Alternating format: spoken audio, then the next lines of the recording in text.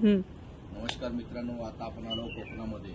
आम्ही ह्यासाठी यावर्षी इकडे आलो की आम्ही या ठिकाणी मसाला बनवतो. आपण जो घरी खातो मसाला, जो आपण प्रत्येक पदार्थ कधी मच्छीमध्ये टाकतो, कधी ह्याच्यामध्ये टाकतो, त्या मसाल्यामध्ये काय काय पदार्थ येतात ते या ठिकाणी आम्ही आणलेले आहेत आणि आम्ही सर्व सुकवून त्या ठिकाणी मसाला बनवणार आहोत. या ठिकाणी हे धने आहेत आणि ही हळद आहे आणि काय हे दगडफूल आहे, हे काय तेजपत्ता, तेजपत्ता आहे, बडीशेप आहे, वेलची आहे, राई आहे आणि हे सर्व हे सर्व मसाल्यामध्ये पदार्थ येतात. आपण जो बाजारामध्ये मसाला घेतो त्या मसाल्यात खरोखर एवढे सर्व पदार्थ टाकले जातात का?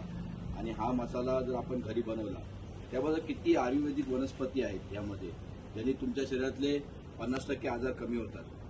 असा हा मसाला जर आपण कोकणामध्ये आलो आणि जर घरी बनवला आणि तो वर्षभर पुरतो, एक 10-15 किलो मसाला जर आपण बनवला तर तो वर्षभर पुरतो. आणि एवढ्या साऱ्या वनस्पती ज्या आहेत ज्या आपल्या इकडे मिळतात त्या सर्व आपल्या शरीरामध्ये जातात आणि त्यामुळे 50% आजार कमी होतात. पण मार्केटमध्ये विकत घेण्यापेक्षा मसाला जर आपण जर असा घरी बनवला आणि तो व्यवस्थित छानपैकी असं बनवून जर आपण तो वर्षभर वापरला तर टेस्टसुद्धा चांगली येते आणि हेल्थसुद्धा चांगली राहते. जर तुम्ही कधी कोकणामध्ये आलात तर अशा प्रकारचा मसाला बनवण्याचा प्रयत्न करा. जेव्हा कोकण आपलंच असा.